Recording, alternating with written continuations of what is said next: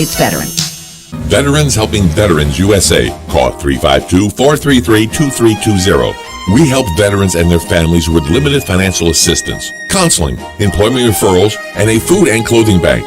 You can help in making a huge difference in the veterans' lives we serve by donating food, clothing, household items, or direct financial assistance. All donations are tax deductible. Veterans Helping Veterans USA. 352-433-2320. Thank you for your attention, and God bless America. Each morning, we wake up thankful to live in a free nation with liberty and justice for all.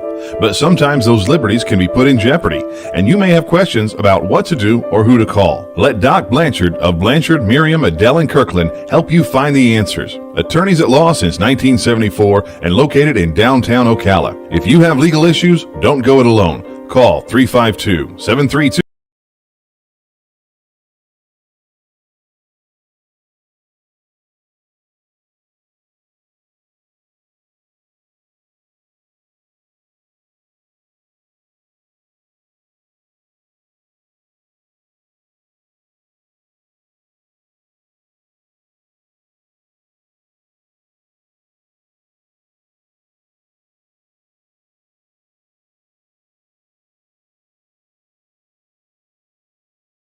I don't care how small of a town it is.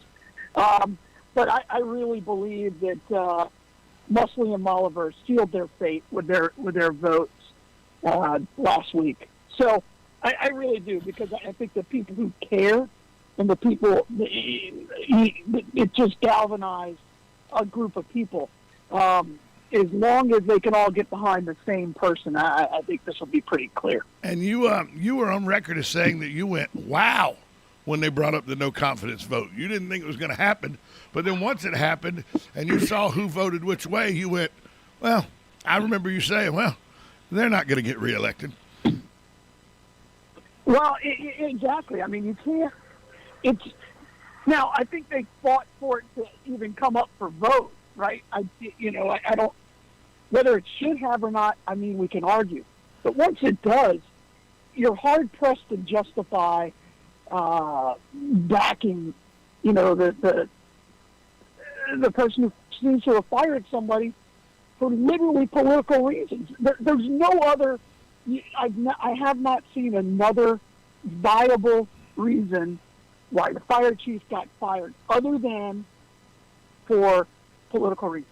Have you? You're closer to it than almost anybody I know. So. All I know, and I'll say this for the umpteenth time, is the termination letter had 4 specific points of termination. One of the 4 specific points was that he met with a person from another department without that department head being present at the meeting. So they listed that as a reason they fired him, and they fired him. That formal complaint to HR about the person meeting out of department without their department head being there, that formal complaint did not get to HR until 3 days after they fired the chief. How can it be a fireable a point on a termination letter if the complaint hadn't even been made yet and was made 3 days after they fired him? That's all I'm saying. That one point says all you need to know. Do we lose Galen? Galen, are you there? And I think we just lost Galen. Yeah, I'm here. Oh, there you are. Oh, okay. You No, I'm here. You must have that part of the I interstate where I lose you for a minute. And with the way the phone lines are working today, I was concerned. I was really concerned. Keep trying. I got that. But yeah, the one thing is the only formal complaint made to HR. Sorry. You can find that up. Oh, well, now we can hear Galen talking to somebody else. I don't know what's going on there. Well, I think we lost Galen again. My wife is calling. I think we lost Galen. We did lose Galen. There we go. We lost Galen. It's one of those mornings, folks. But he asked me if I'd seen anything that was a fireable offense, and I said no. And I think that's going to play heavy on the upcoming elections. I know this morning there was a breakfast this morning, sponsored breakfast this morning that one of the candidates went to, and we'll have a little report from that coming up later today, when Susan Kieran gets here, she attended that breakfast. So we will see what comes of that. But it's one of those situations where it's a very, very strange time in politics in our town right now. And people say, "Well, I'm glad I live in the county." Here's the one call and go: "I'm glad I live in the county." Well, what does that mean? You still operate daily in the city of Ocala. Unless you live in Denellen or Bellevue or Reddick or Citra or somewhere in the outlying county and you never come into the city of Ocala, government in the city of Ocala matters to you. If you're out at Salt Springs and you never come into Ocala, okay, Ocala politics doesn't matter to you.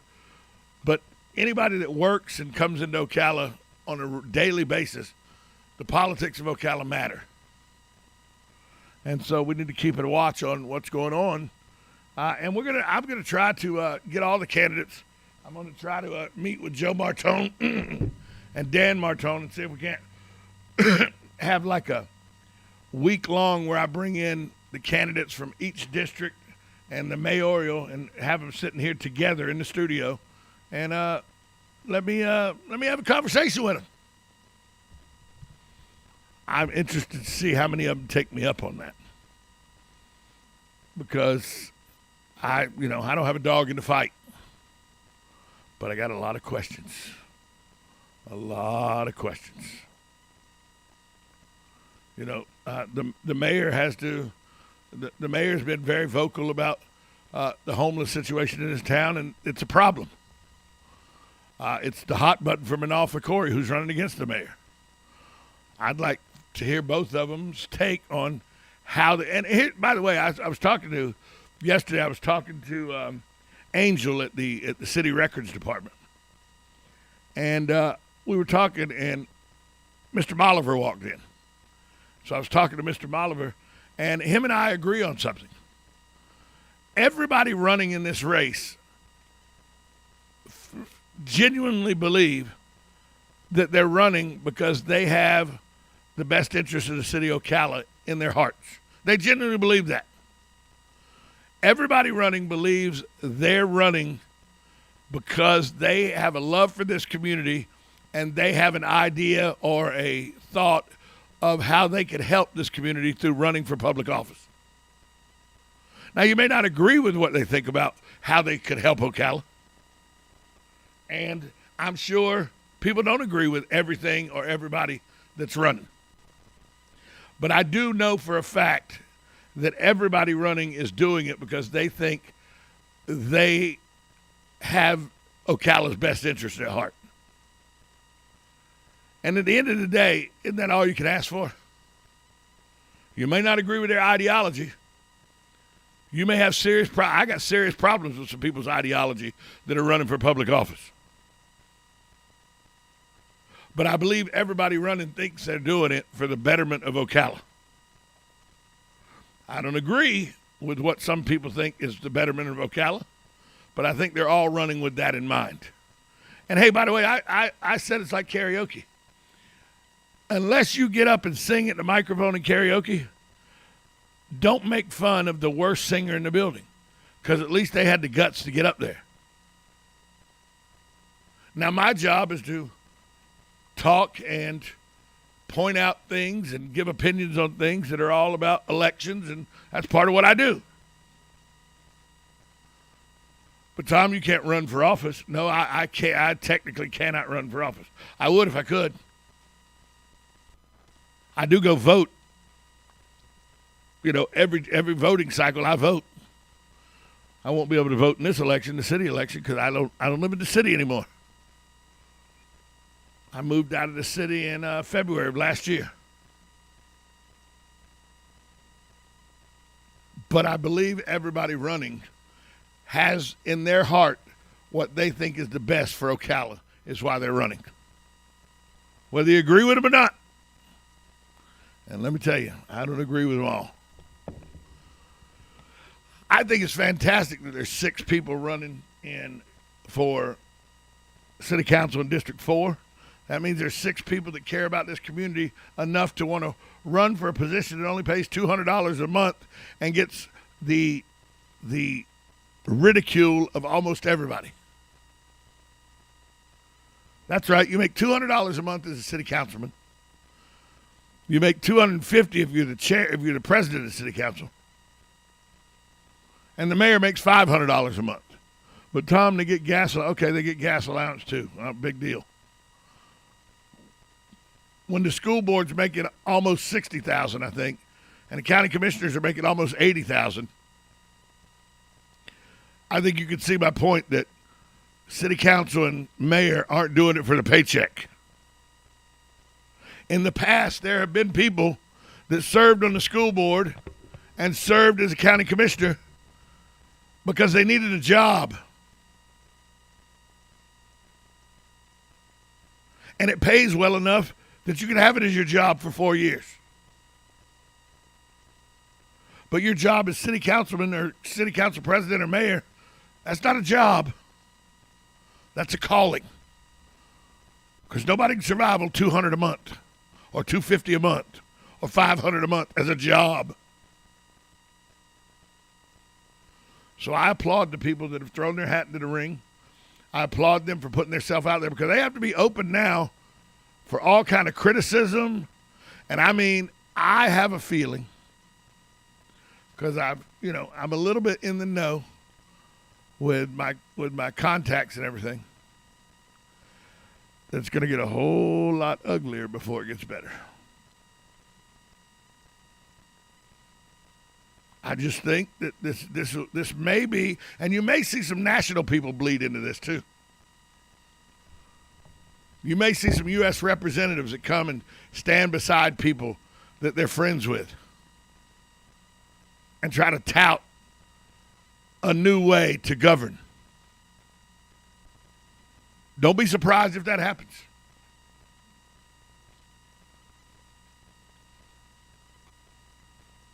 Don't be, I had people call me in the last couple of days and goes, can you believe so-and-so was in support of so-and-so? And I go, yeah, I can. Because they have jobs that dictate that the person that they were supporting, that's a hot button issue for them. I think it's a bunch of malarkey, but I understand.